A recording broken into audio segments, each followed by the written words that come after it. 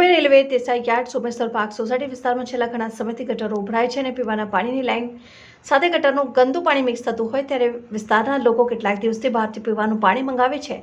નગરપાલિકા વહીવટીતંત્રને વારંવાર લેખિત મૌખિક રજૂઆતો કરવા છતાં આ ખાડા કાન કરતા વિસ્તારના રહીશોમાં ભારે રોષની લાગણી ફેલાઈ।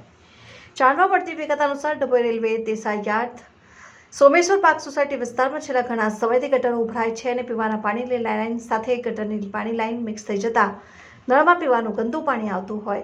આ પાણી પીવાથી ઉનાળાની કાળઝાળ ગરમીમાં લોકોને ઝાડા ઉલટી અને બીમાર પડે છે। છેલ્લા ઘણા સમયથી ડભોઈ વિસ્તારમાં હાથ પગ દુખવા અને તાવ તથા કમળા જેવા રોગોના દર્દીઓ હોસ્પિટલમાં જોવા મળી રહ્યા છે। ત્યારે છેલ્લા ઘણા સમયથી વિસ્તારના રહીશો દ્વારા નગરપાલિકા વહીવટીતંત્રને લેખિત અને મૌખિક રજૂઆતો કરવા છતાં એ નગરપાલિકા વહીવટીતંત્ર આંખડા કાન કરતા વિસ્તારના રહીશોમાં ભારે રોષની લાગણી ફેલાઈ છે। જો વહેલી તકે કામગીરી નહીં કરવામાં આવે તો ગાંધીજીના માર્ગે આંદોલન કરવાની ચીમકી ઉચ્ચારી હતી અને ઉચ્ચ અધિકારીને રજૂઆત કરતા હોવાનું જાણવા મળેલ છે। ગંદા પાણી અને ગટરની ઉભરાતી સમસ્યાનો ડભોઈ નગરપાલિકાના વહીવટીતંત્ર દ્વારા વહેલી તકે તેનો નિકાલ લાવે તેવું રહીશોની માંગણી છે। હવે વસઈવાળી જીનવાળા જે ગટર લાઈન જોડી રહ્યા છે તો અમારી માંગ છે કે આ બાજુ જોડે ના, એ એમની લાઈન કાયદેસર એ લોકો આગળ ગેટ બની જોડ દે એમના, બરાબર છે। એટલે આ બાજુ અમરબની બી પાણી ના ઉભરાય ને એમનું પાણી કાયદેસર આગળ જતું રહે। આ અમારી માંગ છે કે આ લોકો ગેરકાયદેસર ખોદી રહ્યા છે ને ગેરકાયદેસર આ સોમેશ્વર પાર્કની અંદર જોડી રહ્યા છે, એ કામ જોડાવું ના જોઈએ। એ કાયદેસર અમારી આ માંગ છે કે એ લોકો ગેટ બની એમને આ પાણી કાઢી નાખે।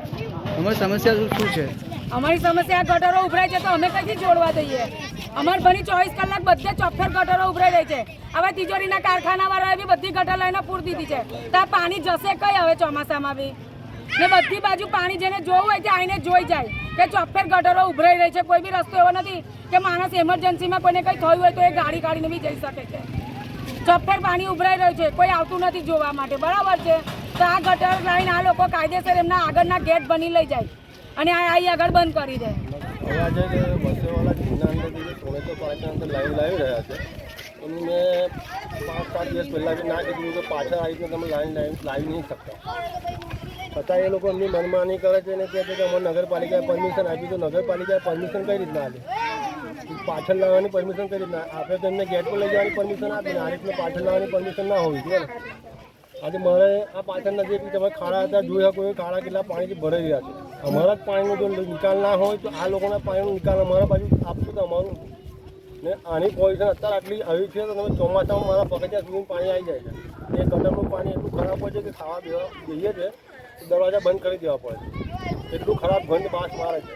અને અહીંયા આ લોકોને જેવી કહે છે તો કે તમે તમારી રીતના કરો, અમે અમારી રીતના કરી લઈશું। નગરપાલિકાએ પરમિશન આપી દીધી છે, 3000 રૂપિયાની પાવતી ફાન નાખી છે, તો આ જે મેન રોડ છે એ મેન રોડ તોડીને આઉટ સાઈડ પર જે લાઈન જઈ રહી છે એ તોડવાની પરમિશન એ કઈ રીતના આપે છે? એટલે અમારી માંગ એ છે કે જે આની જે ગટર લાઈન છે વસઈવાળા જીની ગટર લાઈન છે આમના ગેટ પર જવી જોઈએ, ના તો પાછળ સોમેશ્વર પાર્કમાં આવે। કારણ કે અમારું પાણી ના જતું હોય તો એ લોકોનું પાણી લઈને અમારે શું ગટરમાં રહેવાનું છે આખી જિંદગી? પાછળથી કારખાનાવાળા લાઈનો બંધ કરી દીધી એ બી કોઈ જોવા તૈયાર નથી, આ બી કોઈ જોવા તૈયાર નથી। એટલે અમે શું કરવા શું માગે અમારા જોઈએ?